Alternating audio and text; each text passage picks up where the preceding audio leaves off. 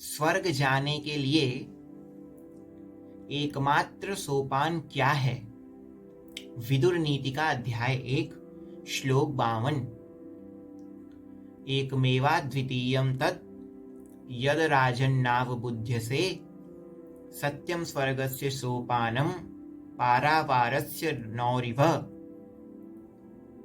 विदुर जी धृतराष्ट्र से कह रहे हैं, राजन आप समझ नहीं रहे हैं। समुद्र के पार जाने के लिए जिस प्रकार नौका ही एकमात्र साधन है, उसी प्रकार स्वर्ग जाने के लिए एकमात्र सोपान सत्य है।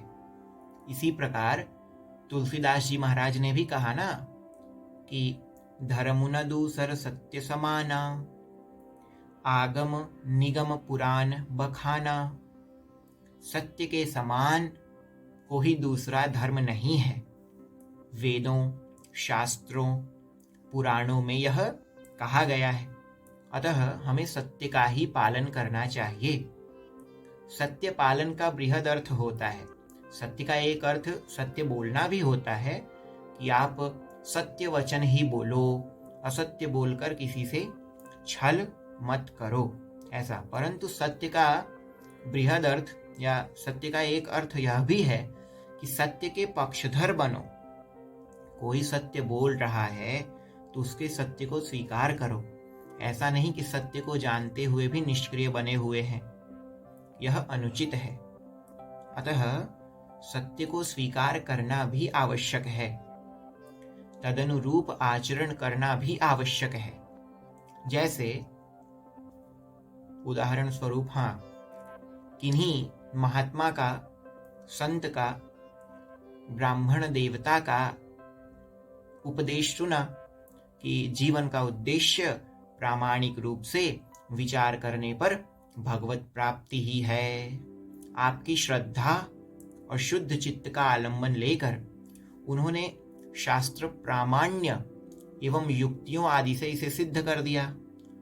अब इस सत्य को हमने जान लिया, अब मानना भी आवश्यक है। जानना और मानना दो अलग अलग बातें हैं। आप स्वयं विचार करके देख लें, मेरे जीवन में हो, आपके जीवन में हो, किसी के जीवन में हो, जानने का क्षेत्र बहुत अधिक होता है।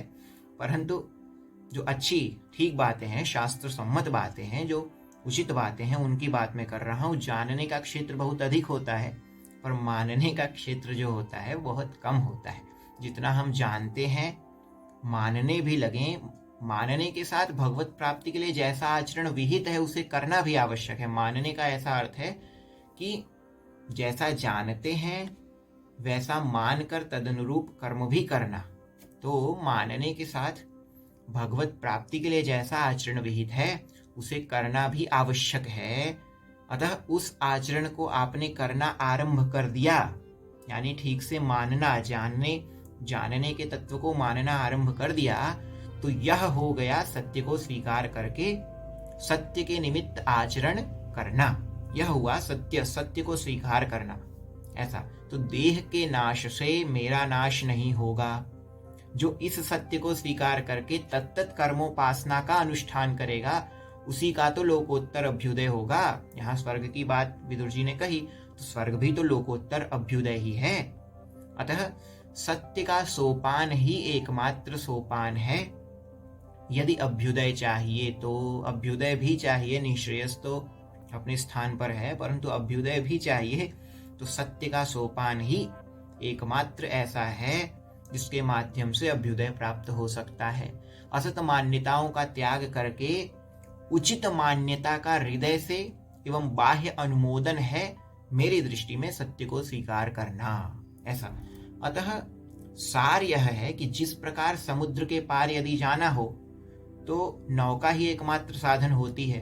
उस समय विदुर जी कह रहे हैं, इसका मतलब हमारे यहाँ कितनी विकसित स्थिति रही होगी कि समुद्र पार जाने के लिए, जिसको आप आज कल लोग शिप कहते हैं, कुछ कहते हैं, जो भी कहते हैं, तो वो उस समय भी रहा होगा।